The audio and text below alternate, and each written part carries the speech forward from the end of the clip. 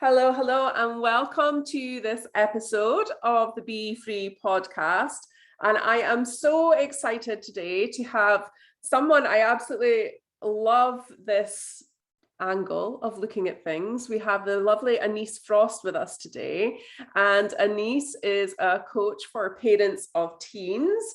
As a parent of teens myself, I'm really excited to dive into a little bit, find out a bit more about Anise and what she does and her experience. And Anise and I met at a networking event online, and instantly I thought she would be an incredible person to come and support us on the podcast. And if you're watching this on YouTube, you can, obviously watch us there as well. But yeah, Anise, do you want to tell us a little bit about who you are? Yes, so I'm also a mother of teenage girls, and so I'm living through the pain, as it were, right now. They are fabulous, but they are also monsters. Yes. Like you said, I coach parents with teenagers.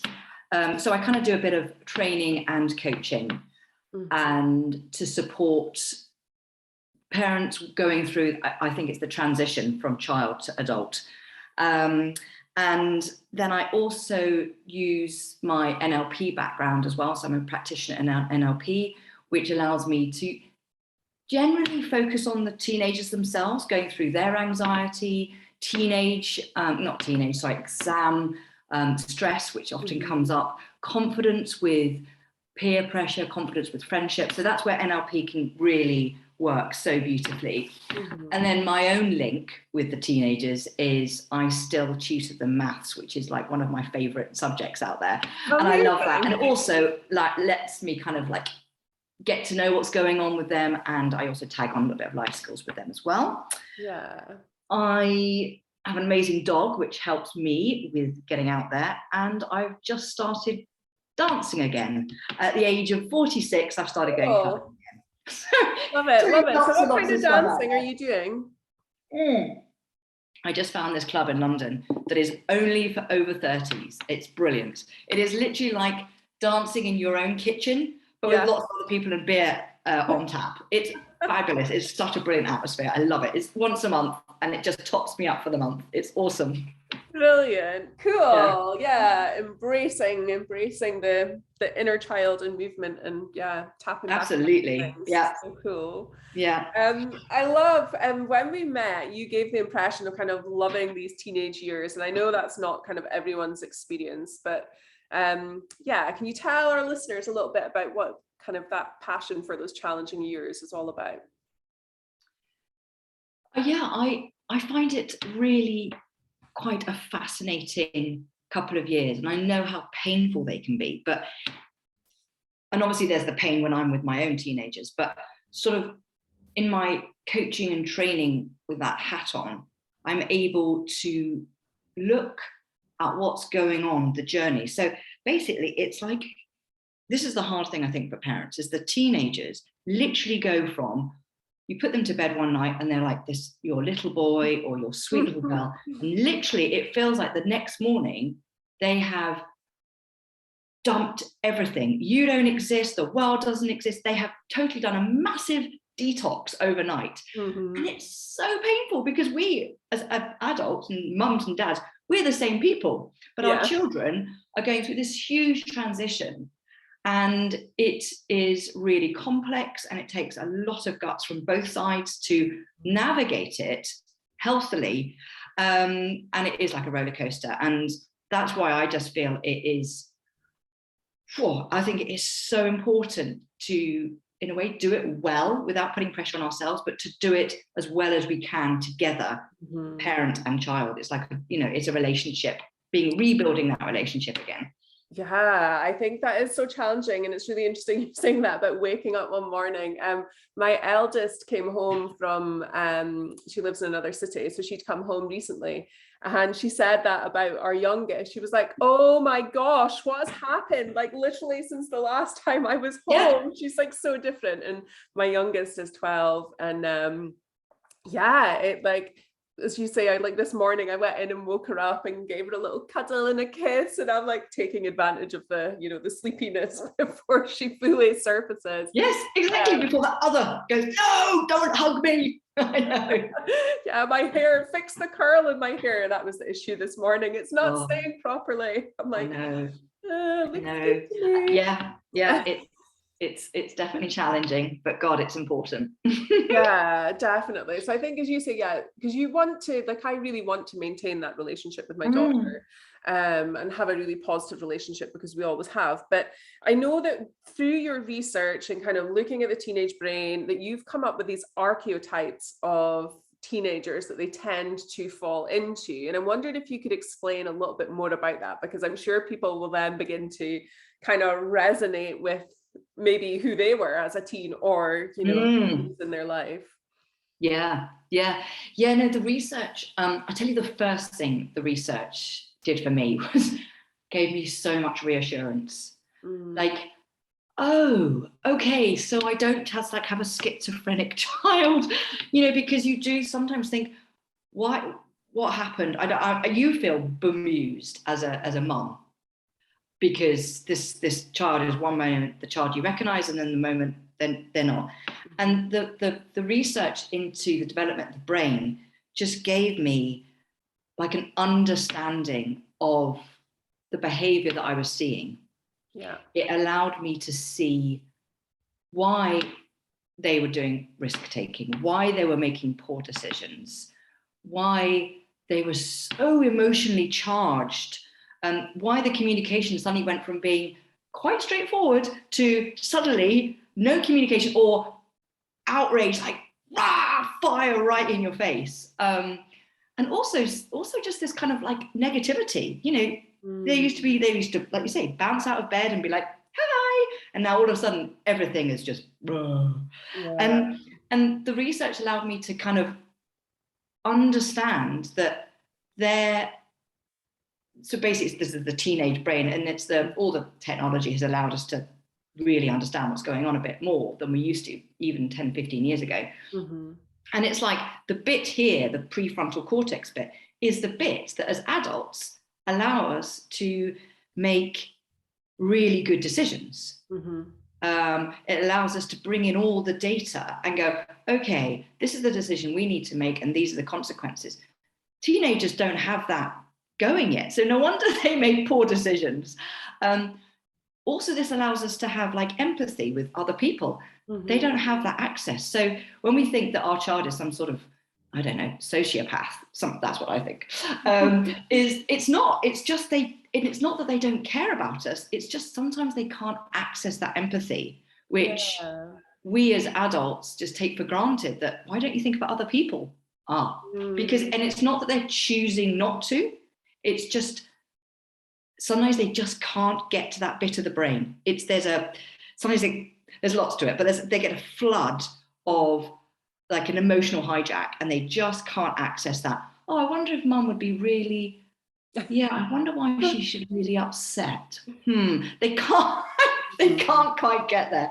So that all kind of gave me such a, okay, this is just a natural... That's like loads of light bulb moments for me, you just saying that there just now. And I think, you know, as parents, or even anyone that works with teens or has a niece or a nephew or whatever, you can be thinking like, why are you doing that? Why are you behaving that way to like, you know, your dad or whatever? You know, you can see it in teens, and that makes so much sense.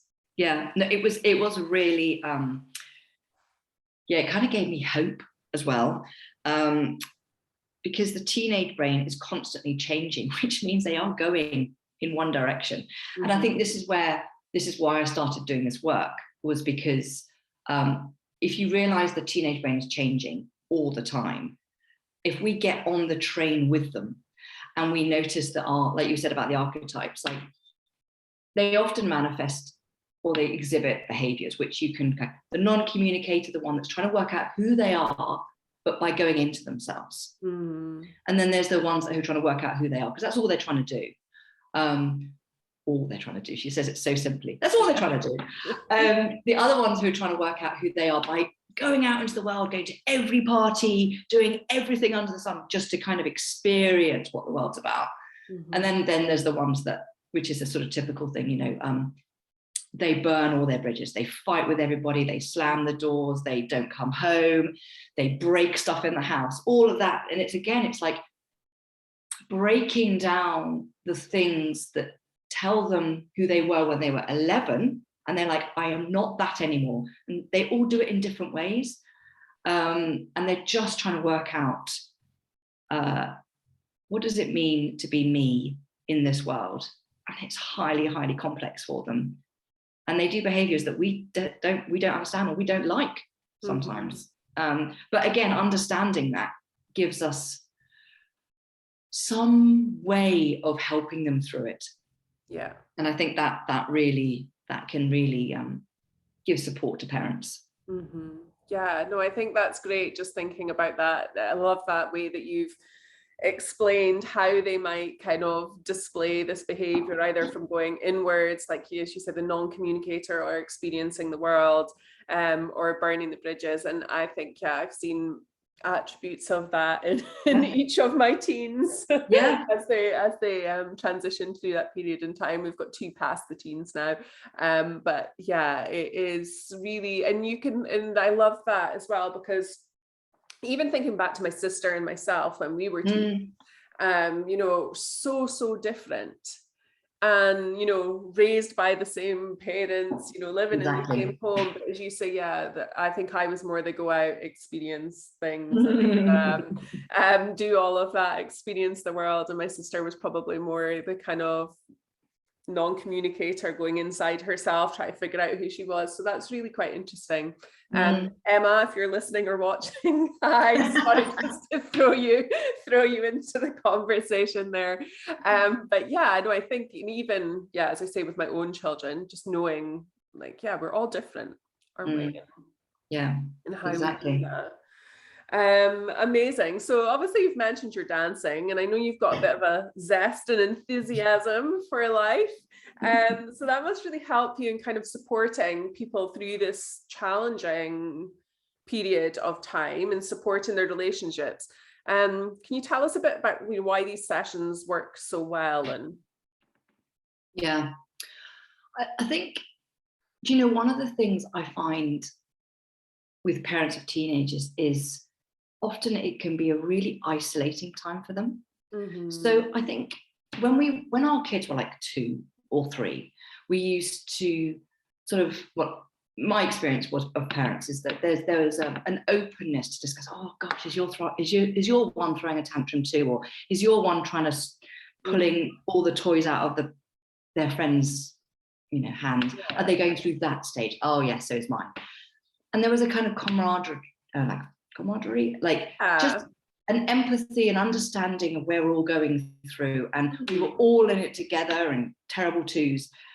And then we kind of like stopped talking maybe about our parenting skills for a couple of years, because it's sort of like we're in the golden years in some ways, you know, between sort of, I don't know, 6 and 9. And then all of a sudden, sometimes it just seems to go wrong. Like I said, it goes overnight, and parents think, oh my gosh, what have I done? It must be me. And they don't talk to each other. There's so much shame of feeling that you as a parent have failed. You, and also because, like you said, they all exhibit it differently. So, you know, there's awkward conversation when you might say to a friend, oh my gosh, my daughter's just come home and she's completely drunk and she's 14. Does your daughter do that? And they go, oh, no, my daughter doesn't do that. And you're like, oh my God, it's me. Oh my God, is it maybe because I drink so much? And we just have got so much pressures on ourselves to be, you know, perfect anyway with the world. But we don't allow ourselves as teenage parents to be like, this is another exploration, this is another journey. And I think if we can kind of come out of our isolation, and what my work does is it allows me to support parents through their anxiety as well of this journey, because they are learning something new. And what often happens, and this is what caused the friction, is they're trying the old ways of communication with this child who's desperately going, no, no, no, no, no, I am not going to speak to you like that. Or you will, you know, the typical thing, don't talk to me like that. I'm not 11 anymore. Or you never listen to me. You never understand me. And it's often because, in a way, the child has ripped up all the scripts. Mm-hmm. We don't have a script anymore as parents, and they don't have a script either. But we're trying the old script. So the work that I do is about giving, in a way, a new script to parents about communication. It's about allowing them to go through the risk-taking and how it works for them. But parents can pick that up from any book they read. They can look at anything they like. They can pick these techniques up. But because of and that's like the training bit, the coaching bit that I do is, okay, so you went and you tried this with your daughter. Which bits worked? Which bits backfired? Let's tweak it. Let's work this. And so it becomes really, it's a performer script, but then it becomes an organic script that works for the parent and that child in that moment. And I think that's why. So it's a three-pronged support. You've got a place for parents to come and say, I'm not alone, and I can leave the shame at the door. Second thing is to have something tangible they can go in and like try with their child. And then the third thing is to come back to me and say, okay, yay, it worked. Yes, I managed to hear her and she stopped shouting at me. And then the next week, oh my God, he still slammed the door and he left for 4 hours. What can I do about that? And so that's the support that I do. And it's just really to diminish that overwhelm that we often get. I mean, it's very difficult for us as parents of teenagers if we don't talk to each other.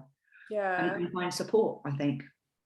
As you say, yeah, I think that's so true, isn't it? You know, I guess a lot of parents, when children are at primary school or, will be at the school, dropping their children off, being there with them. And then once they transition up into high school or secondary school, as in Scotland,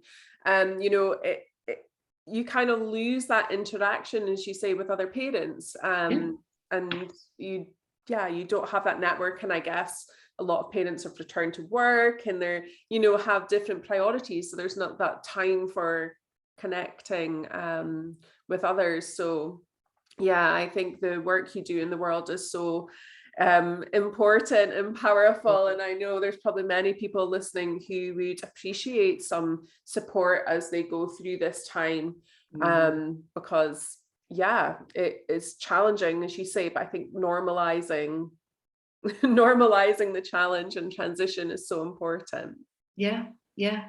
But as you said at the beginning, like when we were having our little chat, you said if the teenagers don't deal with what's going on with them, then it can cause problems as they get older. And I think that's why this time is so crucial. And it is very similar to the toddler who we dealt with those tantrums. We knew that it was a developmental process and we thought we've got to give them boundaries. Otherwise we know what they might become. And I think it's doing the same here with the teenagers, and it's allowing them to deal with the anxiety, to deal with the social media, to deal with all the things that come in their way in a healthy way, so that when they become these adults, they have those skills and they have the tools to go out and be, empowering adults, and not to feel stuck with anger and frustration and self-esteem issues. Yeah, so I think definitely the ability to learn how to communicate effectively with your teen is so important, because I think as parents we can miss so much, just because we don't have that open dialogue, we're not having as much time together, you're maybe not seeing signs of things. And as you mentioned, kind of social media and all those things, it's a whole new minefield for parents as well as teens to navigate. But learning from the likes of yourself, I guess, how to communicate effectively with your teen to make that relationship and transition manageable, good. Yeah. It's Completely. so beneficial. Awesome. So I always like to ask my guests what kind of things they like to do to support their own mental, emotional, and physical health. So obviously you are a parent of teens yourself. Yeah. So yeah, you know, how do you support yourself during these times?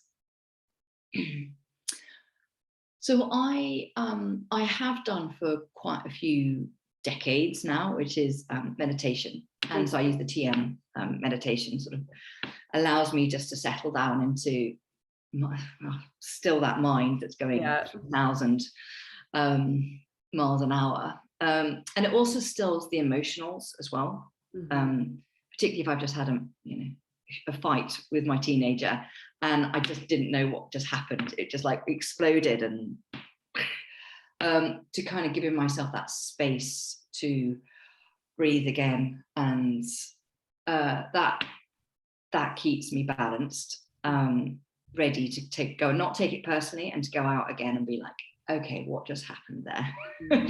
So that helps me dealing with my teenagers. My own health, I kind of also use affirmations, which is again is using the NLP. Yeah. So affirmations to really focus on what I want to do that day or that week, give me sort of strength to stick with it. Yeah. Yeah. And I'm with the dog, regular walking. Yeah. And that helps, just go out and meet people, and that's lovely. Not, get out of the head. Yeah, exactly. I think that as well. I love that. Just getting out the house, new space, new energy, take the dog out, reset. And come back. So obviously you mentioned being out with the dog there, but what other kind of things inspire you?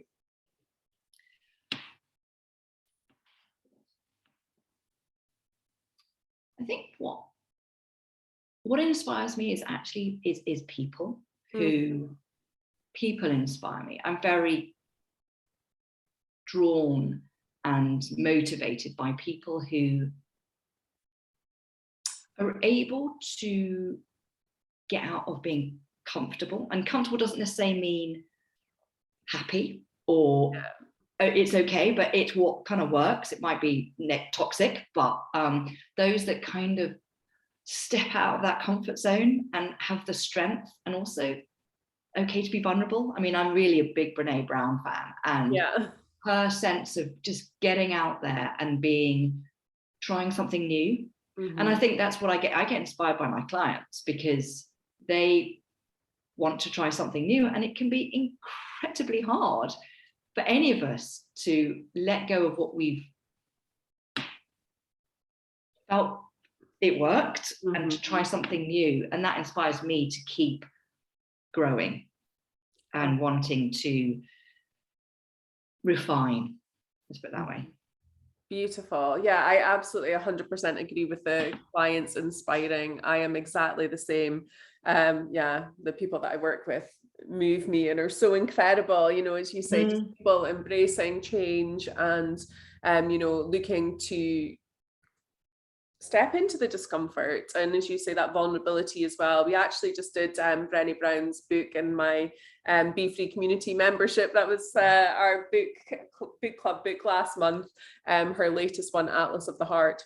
So we were kind of having a little look at that. So whilst we're on that subject, my Be Free community doors are open if you want to come join us.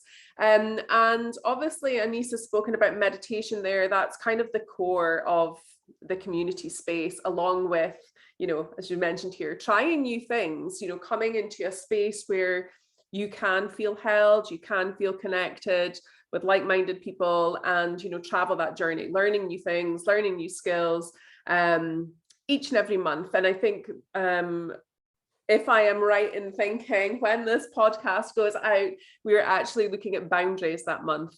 And I think that ties in quite nicely with what we've been speaking about today, and not just boundaries, I guess, for your teen, but boundaries for yourself, to protect yourself in these situations as to what is important for you as a parent or a person, and how do you protect that time, space, energy, so that you can show up and live a life that you love, I guess. Awesome. So Anise, being free is the name of pretty much, I've changed my business name to that now as well. So it's all about being free. So tell me, what makes you feel you're most free?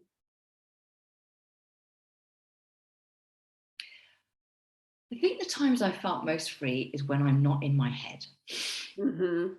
Because the head, the mind can imprison me.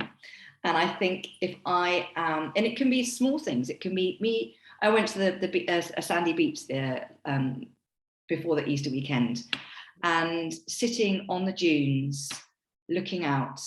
I wasn't in my head. It was a sense of just being free that way. And it can happen at any point, but that's the most recent thing of just not here, and it's all, yeah, you're free from it all, aren't you? You're not in the prison. Absolutely. Yeah, I love that. Yeah, the beach is a big one for me as well. Amazing. So thank you so much for joining me today. So if people want to connect with you, obviously I'll put all your links and things in the podcast notes and on YouTube and all of that jazz, but where can people connect with you? What's the best way to connect with you? So at the moment, it's just one straightforward way. It's just anisefrost.com on my website. And through that, they can also get some more info about me, but there's also a connecting box on the website as well. Or anisefrost@gmail.com. Oh, pretty straightforward. So, love it. Yeah, so simple. Don't overcomplicate it. Exactly. Love it. So is there anything else you would like to add before we jump off today?